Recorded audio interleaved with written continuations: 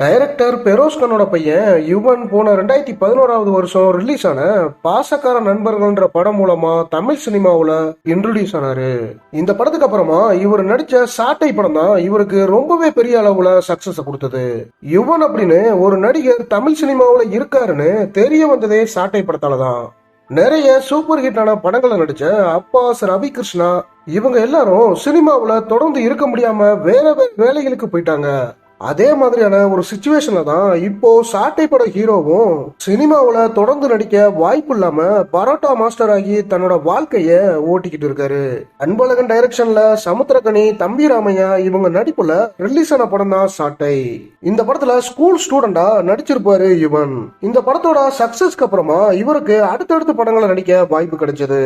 கீரிப்பிள்ளை, காதலை தவிர வேறொன்றும் இல்லை, கமரக்கட்டு, இளமி, ஐயனார் வீதி, விளையாட்டு ஆரம்பம் இப்படின்னு இவர் நடிப்புல மொத்தமா 10 படங்கள் ரிலீஸ் ஆகியிருக்கு.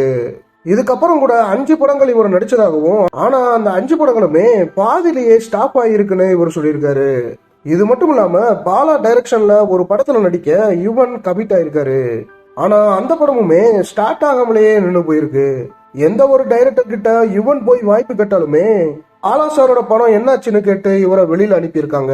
பாலாவோட படத்துக்காகத்தான் பரோட்டா போடுறது எப்படின்னு கத்துக்கிட்டதாகவும், கடைசியில அந்த பரோட்டா மாஸ்டர் வேலையே இப்போ செஞ்சுக்கிட்டு இருக்கேன்னு ரொம்பவே கவலையோட சொல்லியிருக்காரு யுவன்.